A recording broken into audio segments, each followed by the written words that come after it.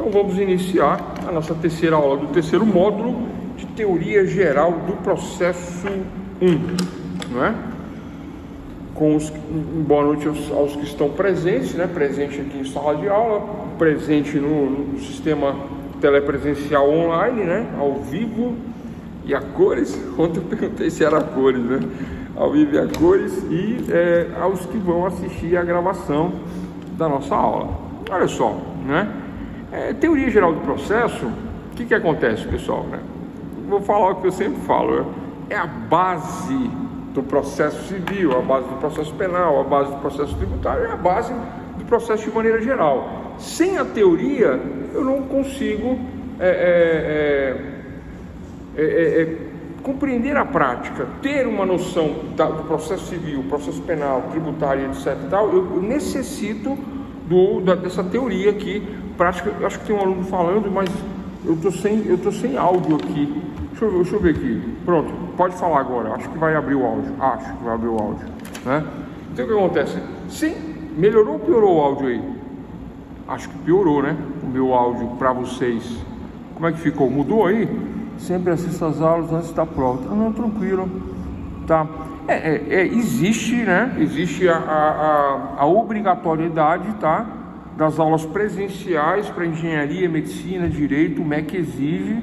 O áudio está bom. Beleza. O MEC exige, tá, a presença em sala de aula, não sou eu, né? Mas aí eu tenho esse sistema aí que vocês sabem, a gente não é, o combinado não sai caro, ninguém nunca reclamou. Então, para quem tem 100% de presença nas aulas, terça, quarta, quinta, sexta, trabalho de sábado e faz a prova na segunda, quem está nesse esquema aí tem 2 pontos por essa assiduidade. E quem não tem, faz a prova que vale até 8 e é isso, né? Não tem outra opção, a opção é essa aí. Tem alguns outros professores que adotam também esse critério em razão da novidade, né? Eu sou antigo, né? Ninguém é velho, né? Antigo, né? Eu sou velho, né? Na minha época, as turmas tinham 200, 250 alunos. Sabia que nessa época, na minha época existia isso? O professor dava aula de anfiteatro, havia um anfiteatro, dava aula com microfone. Eu dou aula com microfone aqui, mas é um microfone para internet, né? Mas o professor dava aula com microfone na minha época, para alcançar o fundo da sala, né? Quem ficava lá no fundão, né? E por que eu lembro que as turmas tinham 250 alunos? Porque né? Weber, Wilson, Wellington, essa é a galera lá dos últimos números da turma, e nós éramos desses últimos números aí. Então eu me recordo disso, né? Era uma época diferente, né? Os professores, né, tinham uma autoridade maior em sala de aula, né? Maior autoridade, né? Não que não tenha hoje, né? Acho que tem autoridade, tem respeito, mas na minha época era diferente, né? Eles eram até mais, né? Mais, vamos dizer assim, um pouco meio arisco, né, na época, mas eram outras épocas, não é a mesma coisa, não é? Bom, pessoal, teoria geral do processo, na minha opinião, é uma das matérias mais importantes da faculdade, se não for a mais importante, porque traz conceitos básicos para a compreensão do futuro, processo civil, processo penal. Todo o processo depende de teoria geral do processo, né? Mas o que eu tenho feito, né? Eu tenho feito, e os alunos têm aprovado, vocês têm aprovado, os anteriores têm aprovado, 4 anos na faculdade o pessoal tem gostado, né? O que eu tenho feito? Eu tenho trazido todo um aparato de conceitos do zero, do iniciozinho, dos princípios até o recurso. Eu tenho trazido todos os conceitos, todos, sem exceção, fora a vivência de 20 anos de advocacia que eu tenho, né? Eu sou inscrito na OAB, né, há 20 anos, mais pós-graduação, mestrado, estudos, etc e tal, né?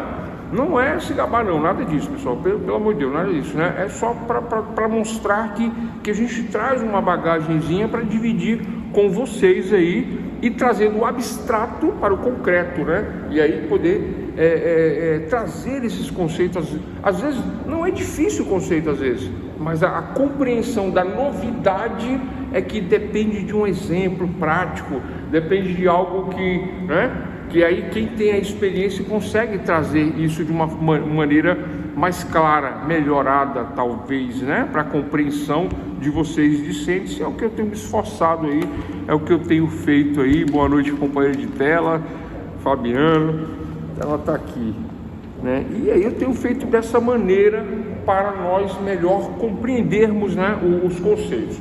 Então, olha só, falamos na aula anterior sobre os elementos da ação, né? Porque aí quando eu falo de elementos da ação, automaticamente a ação é a atividade, é o mover-se, ação, é o agir. Então eu tenho um direito material lá no Código Civil, que diz que todo dano tem que ser reparado, né? 86, artigo 5º, artigo 927 do Código Civil, qualquer dano pode ser reparado, né? Ainda que moral. O pessoal fala que internet é terra sem lei. Pode até ser sem lei na internet, mas se eu sou difamado, injuriado, caluniado na internet, eu faço os prints, ainda mais agora, hein? Tudo digital. Eu estou aqui em Brasília e processo alguém que está lá em São Paulo, no Rio Grande do Sul, no Pará, em Santa Catarina, no Paraná, no Amazonas, no Manaus, porque é tudo online, é tudo digital. É possível. Professor, mas como que eu identifico a pessoa que está lá no Amazonas me caluniando? Através do IP, né? Internet, protocolo de internet. Existe um número que identifica a pessoa que está do outro lado, através de prints, etc. Tal. A polícia sabe fazer isso. O pessoal que é especializado nessa área. Delegacia de Crimes Cibernéticos, aqui em Brasília tem uma, né? Normalmente toda a capital tem uma. Tá, bom, mas o ponto não é esse, né? O ponto é que a teoria geral do processo traz elementos, traz questões, né, de teoria que sem essa teoria dificulta a prática. Então vocês vão chegar lá em processo civil, processo penal, e aí o professor vai falar, ué, mas eu não dei isso ainda. Aí vocês vão ficar até confusos, né? Porque vocês já viram o assunto com mais detalhes, com uma certa profundidade. Normal, tranquilo? Vai acontecer lá na frente, não aqui. Olha só, então nos elementos da ação tratados na aula de ontem, né, eu tratei do endereçamento para o juiz e disse que é uma competência estadual e é uma competência federal. E aí fica aquela história, quando é que eu chego no STJ e quando que eu chego no STF, né? Vocês querem saber quando chega no STF? Porque o STF, né, que sai na televisão, que tem todas essas, né, essas super tretas jurídicas, né? Super STF, super treta federal, né? Nada a ver, né? Superior Tribunal Federal, Supremo Tribunal Federal, o STF. Por que Supremo? É o último grau, terceiro grau. Eu sou meio contra esses termos, né? Superior, Supremo, porque na verdade eu entendo eu, né? Humildemente, né? Data máxima vênia, quem discordar do meu entendimento, eu entendo que o mais importante é o juiz do primeiro grau, porque ele é o juiz natural, ele é o juiz olho no olho, ele é o que conhece o réu, a causa. Se há um divórcio, ele conhece as partes, chama numa audiência, ouve um lado, ouve o outro com os advogados, ele conhece a questão natural do processo. Mas por causa do princípio do duplo grau de jurisdição, olha só, primeiro, segundo e terceiro, 2 recursos, né? A pessoa não se conforma com a decisão do juiz de primeiro grau e o recurso é contra o processo ou contra a sentença? Contra a sentença, para reformar a sentença do juiz de primeiro grau. Por isso que eu digo que o primeiro grau é o mais importante. Reforma-se a sentença no segundo grau ou não, reforma-se no terceiro grau ou não, mas tudo é feito no primeiro grau. É comum as pessoas não saberem isso, né? Não falo de vocês, falo do leigo, né? E fala assim, mas eu posso juntar novas testemunhas, novas provas, isso aqui? Não, é tudo no primeiro grau. Não fez no primeiro grau, não vai ser no segundo. Segundo grau são revisões, são questões técnicas a serem discutidas, né? O juiz dá uma pena, eu não queria entrar nesse assunto não, mas vou falar. Dá uma pena de 17 anos para o pessoal que estava lá nas manifestações no Congresso. Nem no Congresso foi, no acampamento. 17 anos. O que acontece aí, pessoal? É uma pena muito alta, né? Muito alta. Concurso formal, concurso material, soma uma pena com outra pena, com outra... Aí, né? Regime de pena acima de 8 é fechado. Pessoa primária, de bons antecedentes, residência fixa, estava lá protestando pacificamente. Aí dizem que foi lá por quebra-quebra. Bom, quem foi por quebra-quebra merece ser condenado sim, Mas mesmo assim, as penas para danos, ainda que patrimônio público, não são nesse patamar, né? São menores, a lei é que diz isso. Tranquilo? O assunto da aula de hoje é competências. Então, nós falamos de ação monitória na primeira aula e teoria geral das ações, classificando. Na segunda aula, elementos da ação, endereçamento para o juiz federal, endereçamento para o juiz estadual, né? Qualificação das partes. Quem são as partes? Juiz, autor e réu. Causa de pedir fática ou remota. Causa de pedir jurídica, causa de pedir. Os motivos que me levam a pedir, as causas que me levam a pedir, causa de pedir. E o pedido imediatamente para o juiz. E depois que passa pelo juiz, aí o juiz vira o mediador, pedido imediato. Essa questão é tão importante, pessoal, que, por exemplo, eu dou entrada numa ação e a ação primeiro tem que passar pelo juiz, e primeiro é contra o juiz. O juiz verifica a possibilidade, legitimidade, interesse de agir, que são as 3 condições da ação. O juiz verifica, está ok. Aí o juiz pergunta, o valor da causa está correto? É esse? Aí eu vejo que não está correto, eu verifico que não está correto, eu verifico que deve ser feita uma modificação, o juiz manda emendar o valor da causa, modificando, trabalhando questões de custas processuais, a mais ou a menos, etc e tal. E aí prossegue a ação. Ou há um problema de inépcia, né? A ação não está apta, não está compreensível, faltam dados. O juiz manda emendar inicial. O que é isso, pessoal? São questões relativas, sanáveis, do despacho saneador que o juiz verifica, porque o primeiro pedido é: receba Vossa Excelência, Estado Juiz, a petição. Pedido imediato, continuação da aula de ontem, pedido imediato. Somente recebido e após recebido é que vai citar o réu, vem a contestação. Somente após isso tem a contestação. Aí começa a tramitar a ação, a andar a ação. Não é? O pessoal fala assim: a ação anda, não é ação, não é um ato, não é um agir, não é? O agir dos atos processuais que me levará lá no finalzinho à jurisdição e jurisdictio. O juiz diz o direito, que é a sentença, né? Nesse ponto, nessa forma, dessa maneira. Então aí eu tenho os elementos da ação: endereçamento, partes, causa de pedir, fática e jurídica, pedido imediato, pedido mediato, e dos detalhezinhos dentro do pedido, como o valor da causa, testemunhas, provas e etc. Tudo de acordo com o 319 do Código de Processo Civil. Não é aula de processo civil, é aula de teoria. Então, portanto, né, eu deixo essa parte da peça para processo civil, embora eu costumo até às vezes dar essa peça, talvez, quem sabe, amanhã a gente não fale dela, né? Mas de antemão, temos aí, sabemos os elementos que vai na ação, na contestação, na réplica, na tréplica, são esses elementos. Olha só, voltando à questão da competência. Competência de fórum, competência do juiz, competência da jurisdição. O que eu posso dizer de competência? Qual o critério? Competência é a medida ou quantidade de jurisdição atribuída a seus órgãos de exercício. Professor, o juiz, ele pode acumular competência? Pode. É comum? No interior é comum. No interior da onde? São Paulo, Minas, do Nordeste, da Bahia, né? Às vezes tem um juiz que acumula competência. O juiz é juiz criminal e de execuções penais. O juiz, ele é criminal e de vara de júri, acumula 2 competências, né? É possível um juiz criminal civil?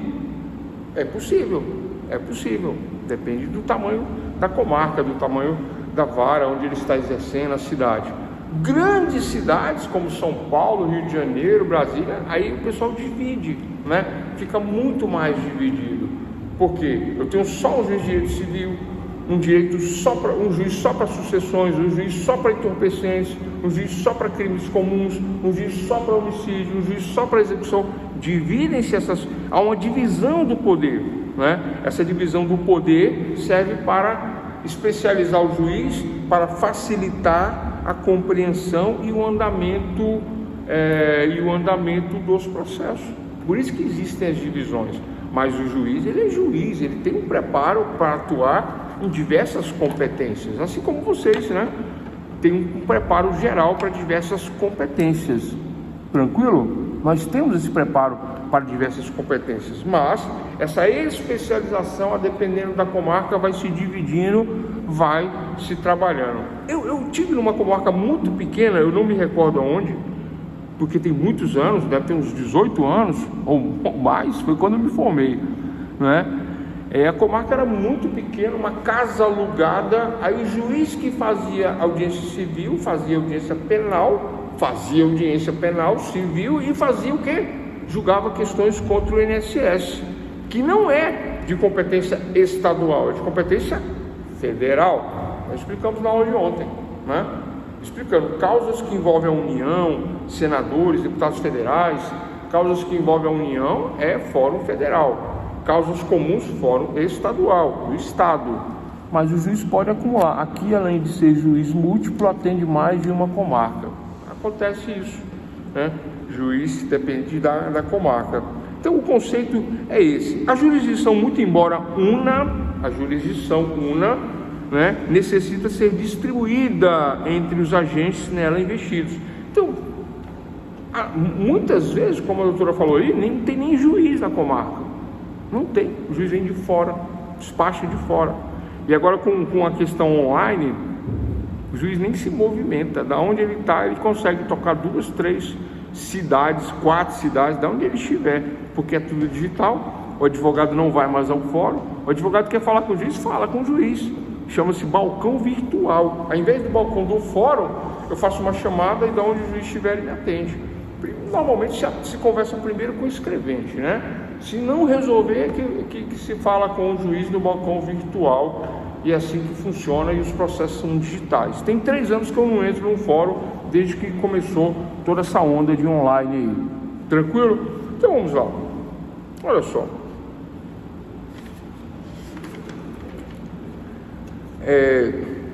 Existe uma questão,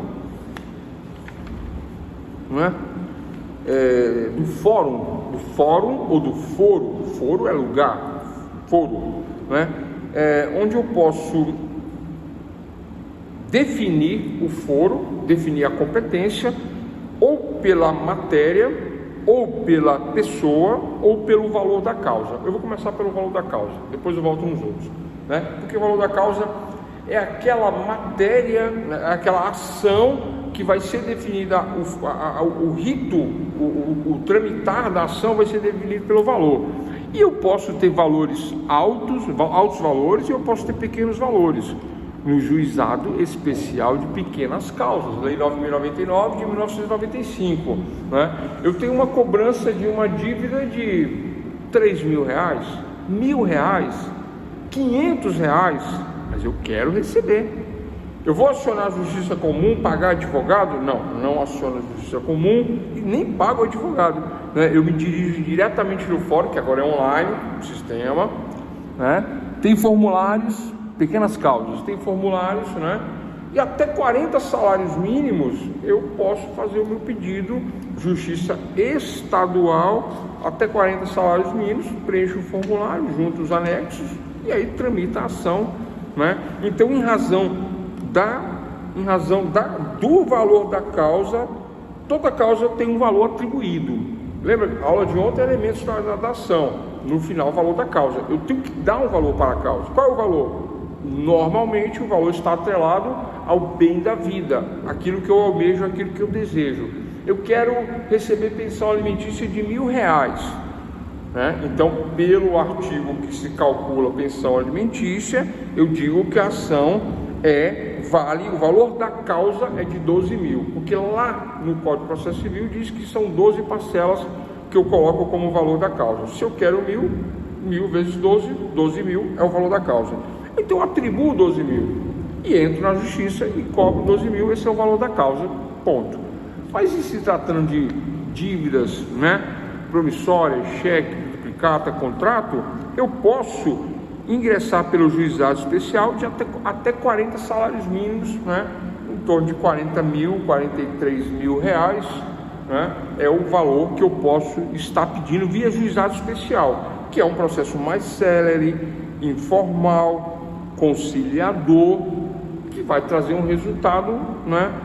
Nem sempre tão célere, mas de uma forma menos burocrática, mais informal, sem pagamento de custas ao Estado a princípio, visando uma desburocratização para pequenas causas, acima de 40 salários mínimos, justiça comum, com recolhimento de custas, e eu tenho que colocar o valor da causa. Bom, isso vale para ações entre civis, particulares, pessoa física, né? Cobrança, etc. Tal.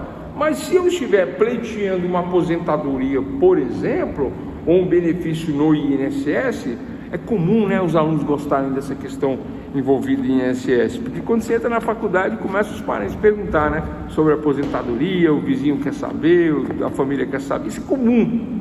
Eu advoguei na área previdenciária no meu início de advocacia, eu advoguei, fiz muita previdência, fiz muita aposentadoria, né? Peguei livros, né, sobre INSS, comecei a trabalhar questões administrativas e depois judiciais. Aí o que acontece? Qual é a competência? Se a ação é contra o Instituto Nacional de Seguridade Social, o INSS é uma autarquia federal. Aonde que eu entro? No fórum estadual? Não, no fórum federal. Eis a competência federal, é isso. A diferença do juizado comum para o juizado federal é que o juizado comum são 40 salários mínimos e o juizado federal são 60 salários mínimos para ingressar, para tocar a ação, não é?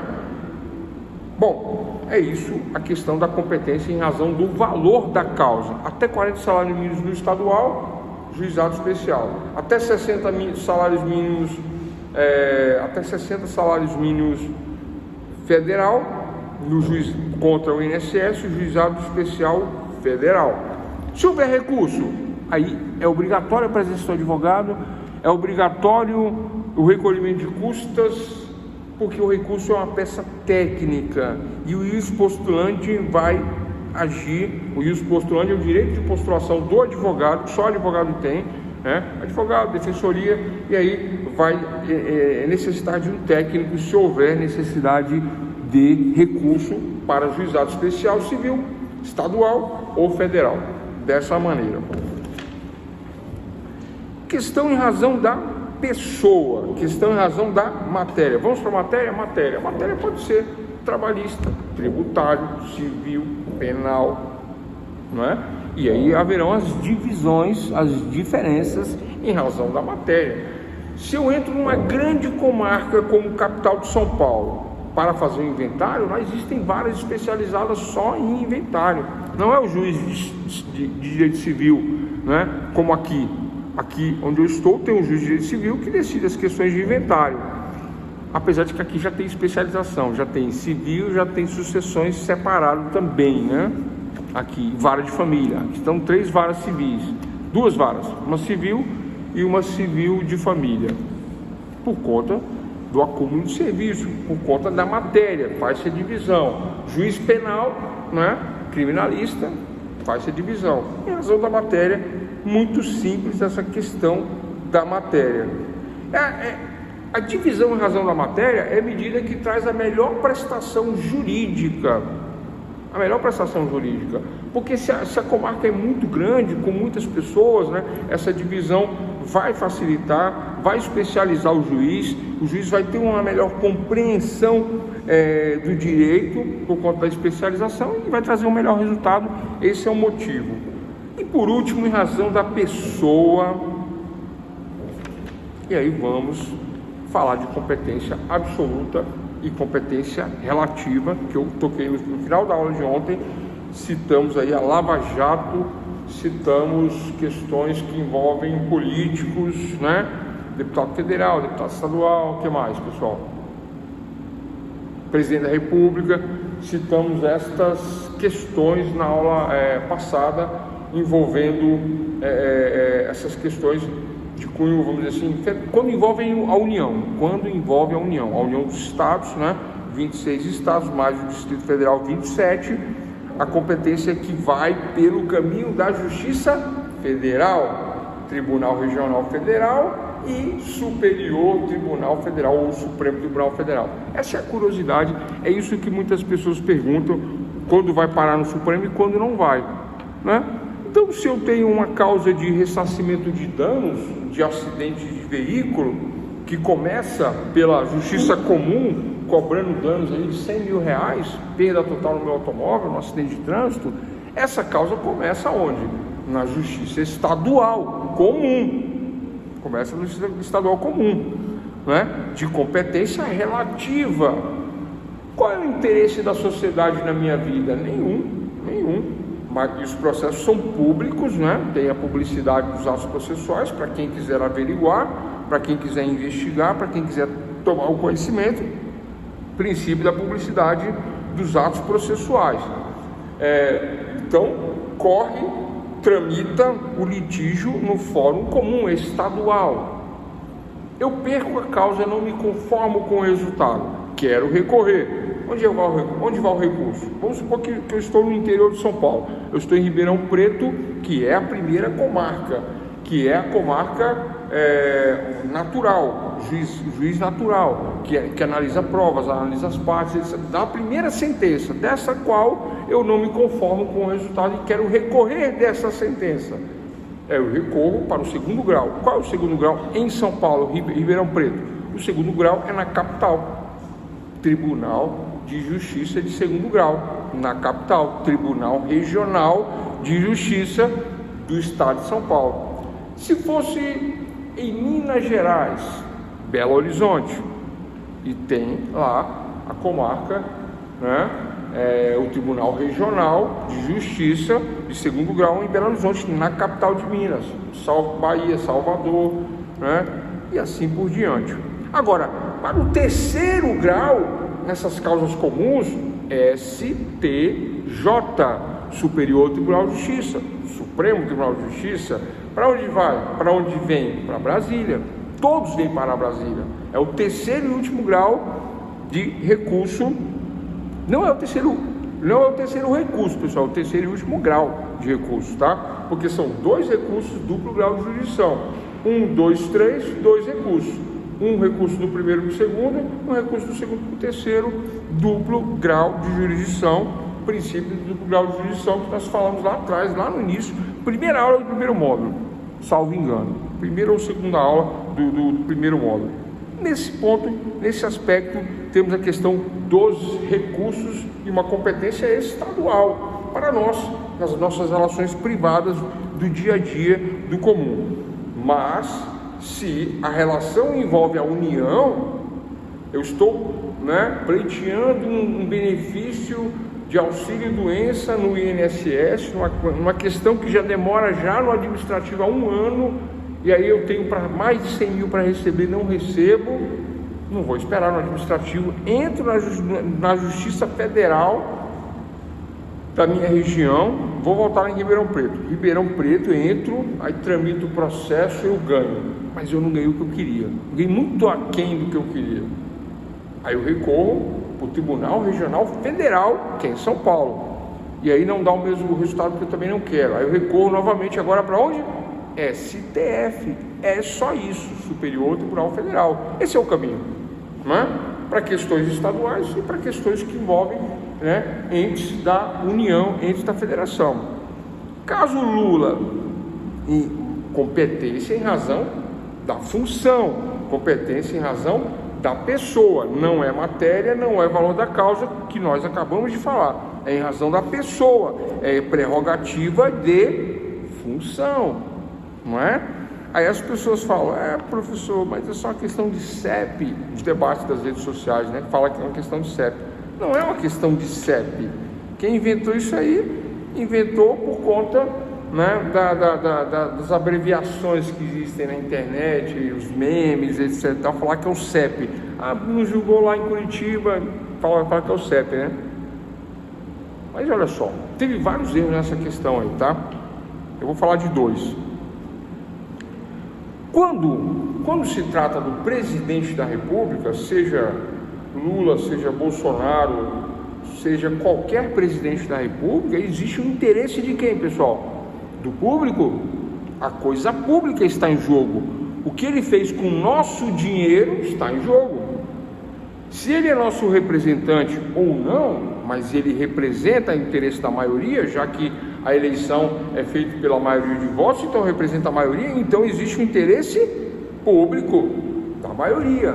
Observe que o interesse público, quando está em jogo, a competência tem que ser respeitada, é absoluta, não é relativa. Vou dar os dois exemplos, vou voltar na relativa. Na relativa, olha só, a mãe entra com pedido de pensão alimentícia. Qual é a competência do foro? Por lei, é a lei que diz isso. O foro deve ser o foro da criança, o local da criança. Então o pai mora em Araraquara e a mãe mora em São Carlos. Por onde vai correr? Pelo foro de competência do menor, vai correr para São Carlos. Ponto nessa questão. Não tem o que se falar. Mas aí ele entra em Araraquara e ela responde a ação em Araraquara e tranquilo. E o processo continua em Araraquara. Deveria ir para São Carlos, porque ela mora em São Carlos, mas não, corre em Araraquara. A competência, pessoal, é relativa. Por que é relativa? Porque as partes interessadas não questionaram, não impugnaram, respondeu e não há um interesse público aí. Não há uma questão pública, não há uma questão de INSS, de presidente, de deputado federal. Não, são partes particulares, privadas, discutindo uma questão.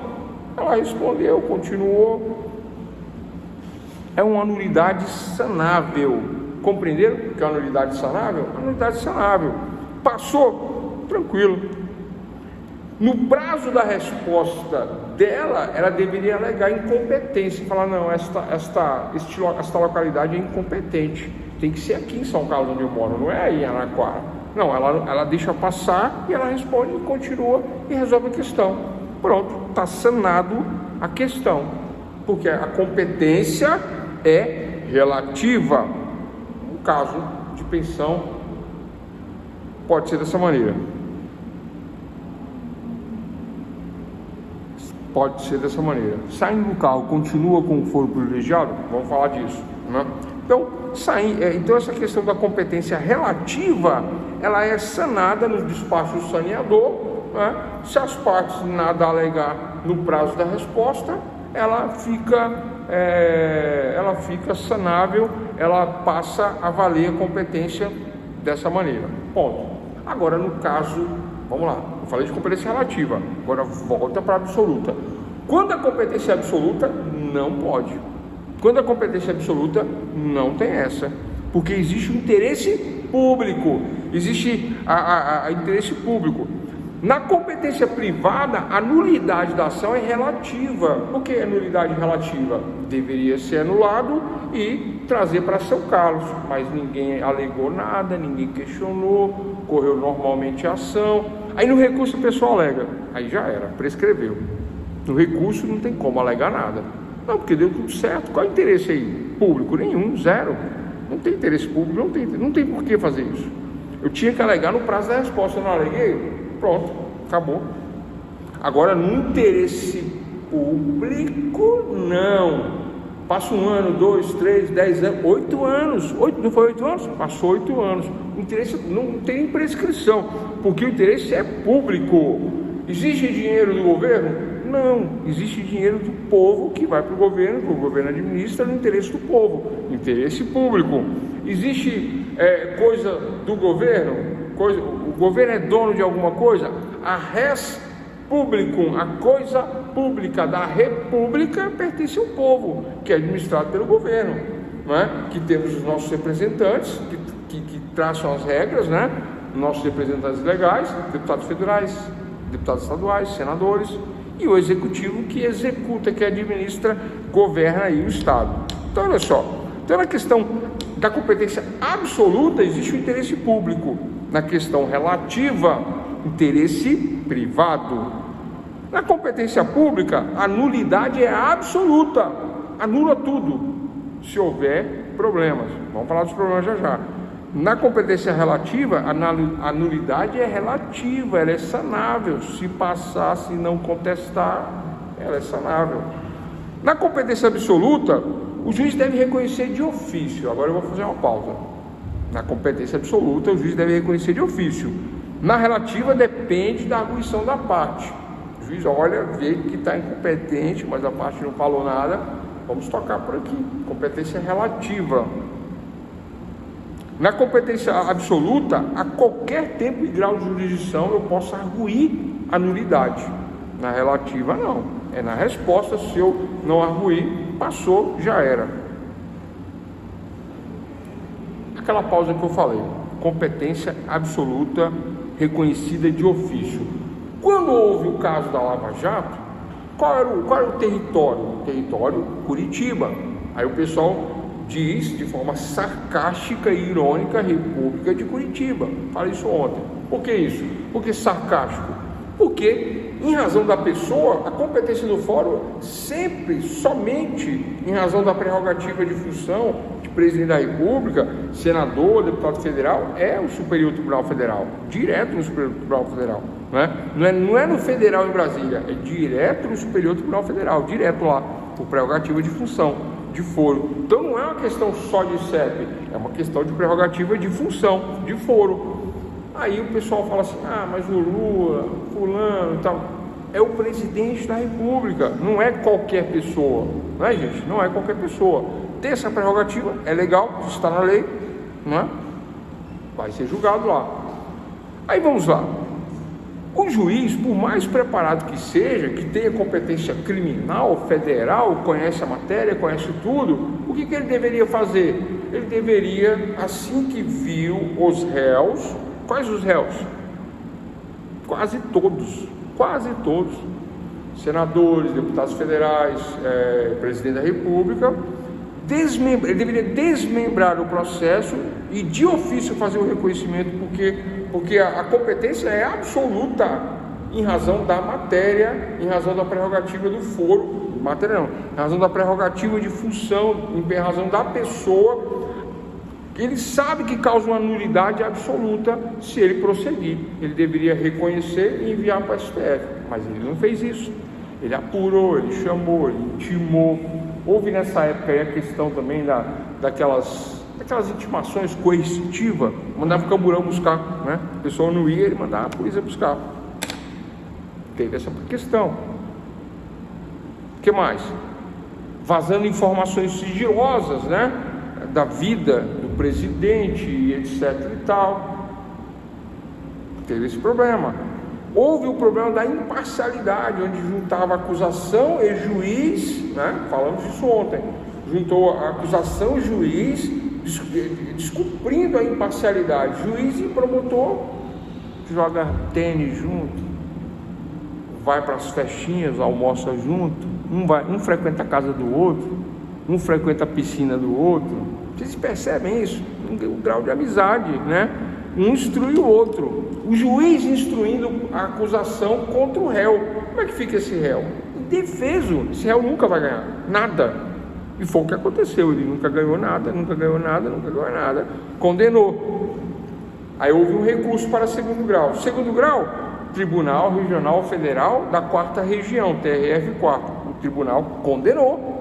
O tribunal também errou, porque deveria ter percebido, porque esta nulidade, essa competência absoluta, ela tem que ser, ela não há prazo, em qualquer tempo, em qualquer grau de jurisdição, você pode reconhecer ela. Mas e os holofotes? E as câmeras de TV, redes sociais, né? E a fama, né? O Moro condenou, virou um herói, TRF carimbou, outros heróis. Houve um HC, habeas corpus, dizendo que era ilegal prender o presidente de segundo grau. Houve isso. Moro ligou e falou, não pode soltar não. Ele ligou pessoalmente, fiscalizou, não pode soltar não. Aí suspenderam o habeas corpus, que foi ganho. Sobe recurso para onde? Do TRF4 subiu recurso do STJ. Percebem a linha? Ó, tá aqui no federal e vai para o STJ. Nada a ver, é errado. Aí o STJ condena de novo e manda para o STF. Tudo errado, né? do TRF deveria ir direto para o STF, que não foi, passou pela STJ, depois foi para o STF. Tudo errado nesse caso. Nulidade absoluta em razão da prerrogativa de foro. Não deveria ter sido nunca lá embaixo, aqui em cima. Para vários, senador, deputado federal, presidente, tudo direto no STF. Quando chegar no STF, aí o STF vira o vilão da história. Por quê? Porque o STF é obrigado a anular tudo, de acordo com a lei. É a lei que fala isso aí. Aí anula tudo. Nulidade absoluta. Fora essa questão aí que o pessoal fala que é de CEP, que aí nós já compreendemos que não é, né? O foro que julga é o foro Superior Tribunal Federal, em razão da prerrogativa de função, em razão da pessoa, nós já entendemos isso. Fora isso, houveram as outras questões, que é pior do que isso, a questão da imparcialidade no julgamento, né? Promotor com juiz aliado contra o réu, não ganha nunca, pode ter defesa que for, não ganha nunca. A questão do privilégio, quando que ele começa e quando que ele acaba? O privilégio, pessoal, ele existe quando se exerce a função. Parou de exercer a função, não tem mais privilégio. Mas o que acontece é que as pessoas, né, normalmente são julgadas de acordo com atos praticados no governo. Foi o que aconteceu, é o que acontece. Na questão da Lava Jato, ele era presidente, e outras questões mais, Petrobras e várias outras questões, foi durante o governo que foi chamado nos autos e deu essa questão aí. Então vamos lá, a questão de competência relativa, compreendido, né? Em relação às partes particulares, privadas, né? A parte tem que alegar na defesa a incompetência do juiz para o julgamento. Fala, olha, excelência, não é aí em Araraquara, é aqui em São Carlos. Não alegou, passou, sanou o problema, nulidade relativa, resolveu o problema. A quem interessa isso? Só as partes. Se as partes não alegaram nada, então entende-se que está bom para ambas as partes, né? Como diz o programa. Mas na questão da competência absoluta, isto não existe, isto não pode, porque viola o interesse social, viola o interesse público. Existe uma súmula, a súmula 33 fala sobre isso, e viola o interesse público, o interesse social, viola o interesse de toda uma sociedade, né? Que tudo isso deve ser presumido, não é, na verdade, não é nem uma questão de presunção, presumir, mas é uma questão de que tudo isso interessa à sociedade. Ah, professor, eu não votei no Lula, não me interessa. Mas quem votou interessa. Quem votou não quer ver ele na cadeia. Quem gosta dele, gosta da política dele, não quer ver ele preso e não quer ver ele condenado, e entende que houve um grande prejuízo com a dobradinha Moro e Deltan. Quem é que acha que não?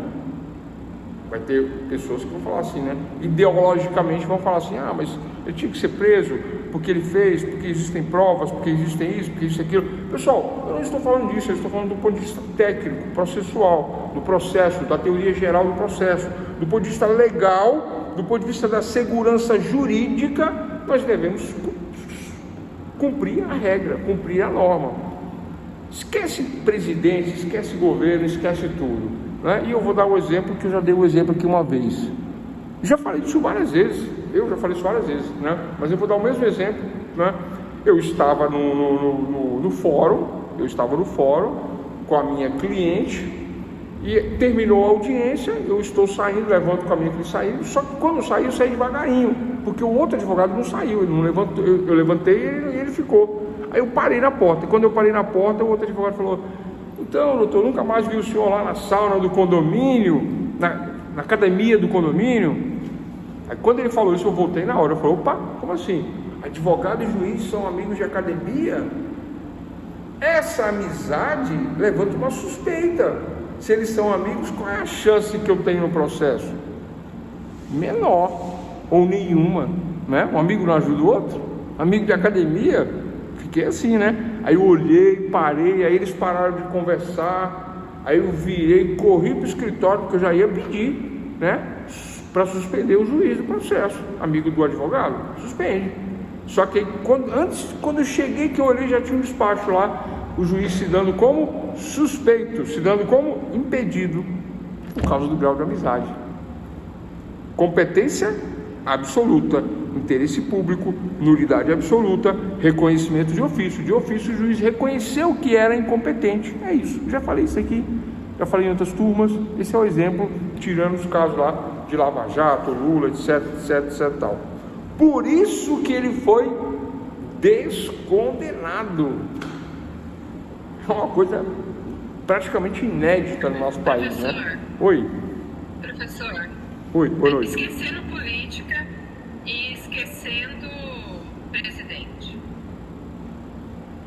Do Supremo são amigos do ex-réu, do descondenado.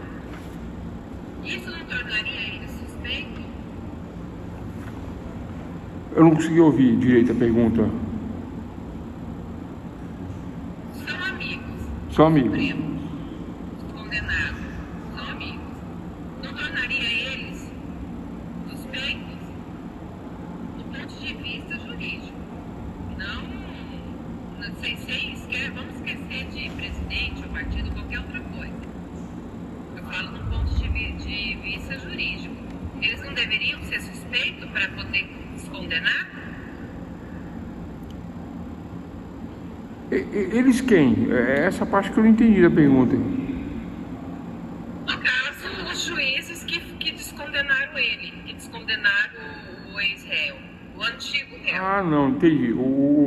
Tá, agora entendi. Então, olha só. Condenou, quem condenou em primeiro grau? Sérgio Moro. TRF colegiado com a TRF4 condenou. STF condenou. Aí jogaram por STF, Superior Tribunal Federal. Quando chegou no STF, que é o local que deveria tramitar a ação, verificou-se o interesse público, a res publicum, a coisa pública, a coisa republicana, e verificou-se que tem existe todo um interesse do Estado maior nessa questão, porque envolve o presidente da República. Aí o que o STF faz? Tudo que foi feito, nós temos que primeiro verificar, né, a questão da sentença condenatória. Tira a sentença condenatória, verifica-se uma ilegalidade na prisão, coloca o réu na rua. Por conta de quê? Por conta da prerrogativa de foro. Quem tem que dar a sentença de condenação? É STF. Esse é o primeiro momento. Aí, bota na rua, STF, que tem que julgar. Esquece tudo que está para trás. Posso aproveitar tudo que está para trás? Posso. Posso condenar de novo aqui? Posso. Aí teve outro problema. Qual foi o outro problema? O descumprimento do princípio da imparcialidade, que é o que eu estou falando aqui agora, né? Que aí não tem a ver com competência absoluta, tem a ver com imparcialidade. Qual é a imparcialidade aí? A dobradinha Deltan e Moro. Isso é tão grave que o Moro ele foi expulso da magistratura e o Deltan foi expulso da promotoria. E ainda foi condenado a pagar uma alta multa. Porque o pessoal está... Hã? Porque o pessoal... Não, mas até aí eu concordo. Mas no caso, quando chegou lá em cima, também eram amigos. Não, mas é outro... Entendi o que você está querendo dizer. Você está falando que o STF é amigo do governo, mas não tem... Aí, porque nesse caso... Mas o STF, por mais que tenha amizade com o governo, foi o único que agiu de forma correta. Mesmo por mais que tenha amizade, agiu de forma correta. Como que agiu de forma correta? Resolveu o problema. Qual o problema? Da nulidade absoluta, né? Foi arguído lá em cima a nulidade absoluta. Quem que argui isso, pessoal? Não é o juiz que argui isso, pessoal, né? Parece que é o juiz, parece que o juiz age. O juiz não age. O juiz ele é inerte, o princípio da inércia. O juiz está sempre parado, ele tem que ser provocado. Quem alegou todas essas nulidades desde o início foi o advogado do réu, foi o Zanin que alegou tudo isso aí, né? Foi lá e fez as defesas e tal. Aí pediu para o juiz, aí o juiz correto deu a decisão correta lá em cima. Ah, mas aí eles são amigos, etc. Tal. Até então, pessoal, a questão, né? O amigo deu a decisão correta. Não é? O amigo deu a decisão, aplicou a lei corretamente. Então, nesse caso... Mas não deveria, então, que ainda que anulasse, mas a condenação fizesse do jeito certo? Ou não teve interesse da outra parte? Mas é o jeito certo. O Supremo Tribunal Federal, que tem competência para julgar os casos que envolvem presidentes, senadores e deputados federais, aplicou a lei corretamente, dizendo, olha, é nulo. Primeiro, Porque aqui é o foro de competência, né, em razão da pessoa e prerrogativa de função, ponto. E aí, além disso, tem as questões da imparcialidade do juiz lá de primeiro grau. Aí piorou a situação, por conta dessa questão da imparcialidade. O tema da aula não é imparcialidade. Imparcialidade é tema de princípios gerais. O tema da aula é de competência absoluta. A questão da competência, né, é absoluta quando envolve interesse público. Se envolve interesse público, só se julga, né, da forma correta, no local correto, salvo isso, salvo essa questão, né? Não se fala nisso quando há uma nulidade, quando há um interesse público. Aí há um interesse público porque nunca deveria ter sido condenado lá em primeiro grau, nem em segundo, nem em terceiro. O terceiro, então, o STJ, não dá nem para entender porque o STJ está nessa história. Olha só, começa no federal, vai para o Tribunal Regional Federal, aí vem aqui para o estadual, aí depois volta para o federal. Tudo errado. Não parece que tem alguma coisa errada aí? Parece não, tudo errado, está errado. Quando chega no STF, o STF corrige tudo, faz da maneira correta. Vamos esquecer a ideologia, faz da maneira correta, dizendo que não há competência, né? A competência absoluta do STF em razão da prerrogativa de foro. Existe uma lei, existem os critérios para julgar. Aí o que está para trás? Esquece o que está para trás. Podemos aproveitar? Aí na hora de aproveitar aí vem o outro problema da imparcialidade. Foi por isso que não aproveitou, por causa do outro problema. Porque se não houvesse imparcialidade, aí se aproveitaria tudo no STF para trabalhar, talvez, quem sabe, uma nova condenação, uma nova sentença. Só que aí vem a prescrição de quase tudo e está aí do jeito que está, desse jeito, não é? Então o foco aqui é a competência absoluta. Quem errou aí? Pessoal, quem errou? Aí vocês vão falar que eu... A primeira... Não, tem nome, quem errou tem nome. Quem errou tem nome. Quem errou foi o Sérgio Moro e o Deltan Dallagnol. E tem uma coisa mais grave de tudo isso aí. Sabe o que é mais grave? As operações não são dos juízes. Aí vem a televisão, bota o juiz como estrela de um processo, né? Fulano, doutor juiz fulano de tal, condenou, fez e aconteceu. Pessoal, a operação é da polícia. Se quiser elogiar, elogie o trabalho da polícia. A Polícia Federal é que investigou, que apurou, que agiu. O delegado fez uma investigação, apurou, tal, fez os grampos, papapá. O mérito é da polícia. A Operação Lava Jato é da polícia, não é do juiz. Aí quando cai no fórum, tanto faz o juiz que estiver lá e ele vai julgar. Aí ele vira o herói da história, aí começa a vazar informação para a imprensa, aí virou o que virou. Qual é o objetivo dele? Chegar onde chegou. Ele queria ser presidente, né? Mas aí virou político, virou ministro, virou isso, virou aquilo. Não deu certo. Não deu certo porque as pessoas percebem que a coisa não é assim e ele errou feio. Então a culpa, vocês me perdoem quem é fã do Sérgio Moro e do Deltan, eu gosto do Deltan, eu acho ele inteligente, embora, né, pau mandado do Moro. Porque o Moro chamava ele e falava, faz assim, faz assado, vem cá que eu defiro, né? Mas aí o que acontece? Ele larga a promotoria, larga tudo, vira deputado federal e foi expulso da promotoria, foi condenado, entendeu? Pagar uma multa, não recorreu. Eu vou recorrer da justiça. Ele ainda, eu não lembro o que ele falou, que não adiantava recorrer, ou coisa assim. Ele não recorreu, não. Ele perdeu, foi condenado e não recorreu. Deltan, Moro, a mesma coisa. Que comprova o que eu estou falando aqui. Eu já falava isso antes. Depois que aconteceu as condenações e as expulsões, né? Só confirmou isso. Todos querem ir embora. Todo mundo quer aparecer. A STJ manteve as condenações. Manteve. A STJ errou, a TRF errou. Todo mundo querendo um holofote. Todo mundo querendo aparecer. Todo mundo querendo ser estrela de televisão. Do ponto de vista ético, pessoal, não é possível. Assim, a imprensa realmente, ela acaba atrapalhando muitas coisas. Atrapalha. Mas não é a imprensa. Não é o primeiro julgamento que acontece isso. Tem outros também que a gente vê que já aconteceu isso por causa da imprensa. Pessoal, quem assistiu o filme lá, O Advogado do Diabo, vocês já assistiram esse filme? Alguém assistiu? Eu já assisti 5 vezes. Eu comecei a entender o filme da 4ª vez que eu assisti. Assisti 1, 2, 3, 4, aí na 4ª eu comecei a entender, né? Tudo aquilo lá do filme passou na cabeça dele. Vocês lembram no final? Tudo passou na cabeça dele, não aconteceu nada daquilo, tudo passou na cabeça dele, né? Porque o pecado preferido do diabo, que é o pai dele, é a vaidade. O que estraga o direito? A vaidade, o problema é a vaidade. Um cara como o Moro, super preparado, Deltan nem se fala, por conta da vaidade, fizeram todo tipo de besteira. Não pode falar palavrão, fizeram todo tipo de besteira, né? E aí, moral da história? Então aí, desempregado, né? Desempregado. O Moro ainda é senador, né? O Deltan foi expulso até de deputado federal, foi cassado. A mãe dos pecados capitais é a vaidade, né? E o diabo lá falava da vaidade. Se vocês prestarem atenção no filme, do comecinho ao fim, quando chega no final, ele ganhava o júri, como é que é o nome dele?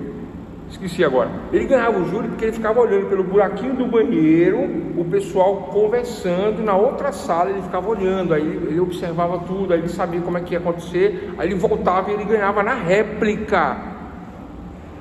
Não é o Brad Pitt não, é o, né? Advogado do diabo é o Kenny Rivers, esqueci o nome dele como ator lá no filme lá. Mas tem toda uma história, né, para dizer a questão da vaidade. Ele não estava interessado se a vítima era culpada ou inocente, ele só queria ganhar. A vaidade do pessoal que opera o direito é isso aí, tem esse problema, né? Aí quando a vaidade pega um juiz, aí dá no que deu. Aí pega o promotor, dá no que deu, né? É nessa teoria, nessa tese. A questão da aula de hoje, das competências absolutas e relativas, nós temos que deixar claro e entender que quando a competência é relativa, envolve questões privadas, particulares, do interesse de particulares. Isso deve ser arguído na defesa, né? Na hora da contestação. Se não é alegado na hora da contestação, acabou, preclui, fechou o prazo para alegar, e aí continua, tramita, e aí é sanável a questão. Competência relativa, ela é sanável, ela é de interesse privado particular. Na absoluta, não. Vamos a outros casos que envolvem interesse público. Direito penal. Pessoal, normalmente o direito penal é de interesse público. A sociedade tem interesse na segurança? Tem. A sociedade tem interesse que se preserve as vidas? Sim. Então, por exemplo, a questão do homicídio não é aceita em nossa sociedade. Nós temos no Código Penal as penalidades, né? Do artigo 121, matar alguém. Então, é de interesse público e haverá nulidade absoluta e reconhecimento de ofício caso haja algum problema ali. Quando que há um problema? Ali comete um assassinato e aí vai ser julgado por um juiz de direito civil? Não pode. Se naquela comarca existem separações de competência, então tem que transferir a competência do civil para o penal, porque a competência é absoluta, porque envolve interesse público. Olha aí, mais simples esse exemplo, né? Mais simples de compreender. É nesse sentido. A questão da Lava Jato, vocês, doutores estudantes de Direito, têm que compreender, têm que entender, porque eu sei que vocês são questionados aí no dia a dia, porque eu era quando eu era estudante, vocês são questionados. O pessoal quer entender por que o Lula foi descondenado. Por que o Lula foi descondenado? Por quê? Porque o doutor Sérgio Moro é incompetente para julgar presidente da República. Mas não é a competência de ser o bom, o melhor, isso não existe. Competência em razão da prerrogativa de função do presidente da República, dos senadores, dos deputados federais, ou causas desse sentido, em razão da pessoa. Então, por mais vocês lembram que tinha uns comentários dizendo que o Moro era do FBI, que o Moro é da CIA, que o Moro é espião americano? Não tem uns comentários assim? Tem, pessoal. Tem uma teoria da conspiração, é nova essa teoria, eu não vou nem falar, né, porque não tem nada a ver. Mas tem cada teoria maluca aí, então o pessoal fala dessas questões, não é? Envolvendo essas pessoas. Aí o que acontece? Aí veio o estrelismo, né? Vem toda essa vaidade, que o juiz bastava falar assim: não, olha, reconheço de ofício a incompetência absoluta em razão da prerrogativa de de função, racional e personal, pessoa, né? Em razão da pessoa, e transfere o processo para quem é competente. Me parece que havia uns 140, 150 réus. Tinham réus que eram empresários, que eram da região, podia ter mantido, podia ter condenado, como houve condenação, manteve e tal. Mas estes de competência do STF tem que reconhecer de ofício, desmembrar e mandar para quem compete julgar a causa. Ouvi dizer que é o Duval. É isso mesmo. Moro comprado pelo PSDB. O PSDB, né, já era, né? O PSDB, houve uma época que todo jurista era filiado ao PSDB. Eu já fui do PSDB e etc e tal, mas aí depois o pessoal tudo saiu fora, inclusive eu, né? Era uma coisa assim, parece que era coisa de advogado, de juiz, todo mundo se filiava, né? Uma coisa bem natural. Na época, tem tempo isso aí, né? Mais de 10 anos. E o Moro, esposa dele, filiados ao PSDB, ele tem mais isso, né? A questão da imparcialidade. Mas a aula não é isso, a aula é de competência em razão da matéria. Matéria absoluta, a competência ela é absoluta, causa nulidade absoluta. A competência relativa pode ser arguída na defesa, não sendo arguída, ela é sanável, corre normalmente, não cabe mais recurso. Na questão do interesse público, caberá recurso em qualquer grau de jurisdição. Nesse caso do Lula, o caso é tão absurdo que teve recurso para o STJ. Olha só, existem duas linhas, né, de graus, de graduação, de instâncias. Primeira instância estadual, segunda instância estadual, terceira instância estadual. Primeira instância, comarca comum. Segunda instância, o Tribunal Regional de Justiça. E terceiro, STJ, na linha estadual. Na linha federal, Justiça Federal, Tribunal Regional Federal e STF. Nessa linha de 3 instâncias com duplo grau de jurisdição, 2 graus de jurisdição, do primeiro para o segundo do terceiro, ponto. Cabe recurso no STF? Não cabe. Ué, vai recorrer para onde? Para mais? Não tem para cima. Não tem. Ah, professor, mas eu ouvi dizer que tem recurso. Tem recurso, mas o recurso é julgado lá mesmo, né? Por conta do duplo grau de jurisdição, se a questão for originária, mas ele julga lá mesmo. É lá mesmo, né? Mas é outra matéria, dá trabalho explicar essas questões aqui, de embargos infringentes, declaratórios, etc e tal. Não vai falar disso agora não. Tranquilo? Então é isso, doutores e doutores, competência absoluta em razão da matéria, da pessoa e do valor da causa. Se a competência envolve o interesse público, a questão do Lula está explicado, né? A questão tem a ver com a pessoa, a prerrogativa de função, né? Então é sempre superior ao Tribunal Federal. Esquece o Lula, se fosse qualquer deputado federal, sempre direto no STF. Quem foi julgado direto no STF e não teve problema? O Daniel Silveira foi direto lá, sem problema, trabalhou tudo lá, não passou em instâncias inferiores, não, tudo lá, tudo por prerrogativa de função, lá, condenou lá, foi tudo para lá, tudo no STF, né? Não teve esses problemas. E é isso, competência absoluta, competência relativa, né? Competência em razão do valor da causa, em razão da matéria é mais fácil, né, compreendermos, né? Se eu tenho uma ação trabalhista, óbvio, né? Justiça do trabalho. Se eu tenho uma questão de impostos, de tributos, taxas, etc e tal, qual é o fórum? Fórum da Fazenda, né? Vara da Fazenda. Normalmente é isso, Fazenda, né? Questões relacionadas à sociedade civil, causas civis, do direito civil, vara civil. Só que o assunto civil é tão amplo que existem ainda as divisões dentro do civil, sucessões, família, direito civil. Bom, tem essas questões. No penal, o penal também é amplo, aí pode se dividir em várias especializadas, né? Direito penal ou execução penal, tribunal do júri, são divisões dentro do direito penal. O que mais? Entorpecentes. Aqui em Brasília tem 5 varas de entorpecentes especializadas, só julga entorpecente. A questão da imparcialidade que eu citei não é da aula de hoje. Imparcialidade é um princípio que o juiz deve estar atento, o juiz deve ser sempre imparcial. Eu citei porque tem a ver com o caso, além da questão da prerrogativa de função da pessoa, que é o tal da história do CEP. Julgou por causa do CEP, anulou por causa do CEP, é só uma questão de CEP. Teve juristas famosos, escritores de livros, doutores, Dr. Legon, que alegaram que isso poderia ter sido convertido, já que é condenado com provas e aceito, aí em grau de recurso, que isso poderia ter sido, que a competência é relativa. Teve alguns que falaram que a competência é relativa. Quem acompanhou isso?